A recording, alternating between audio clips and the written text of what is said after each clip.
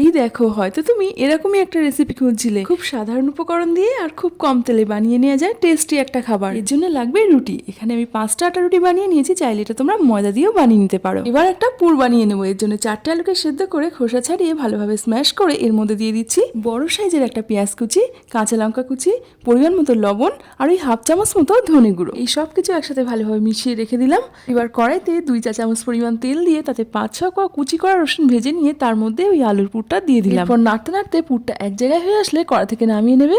এতে আলুর পুরের মধ্যে রসুনের একটা সুন্দর ফ্লেভার অ্যাড হবে। এবার আলুর পুরটা রুটির একটা সাইডে এইভাবে দিয়ে ওপর দিয়ে কয়েক টুকরো চিজ দিয়ে দিলাম। তারপর মুখটা এইভাবে চেপে বন্ধ করে দিচ্ছি। এভাবে আমি 5টা বানিয়ে নিয়েছি।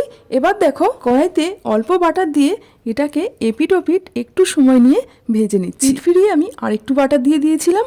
দেখো, চিজটা খুব সুন্দর মেল্ট হয়ে বাইরে বেরিয়ে আসছে। রেডি হয়ে গেল। খেতেও কিন্তু খুব সুন্দর হয়েছিল। বাড়িতে অবশ্যই একবার ট্রাই করো।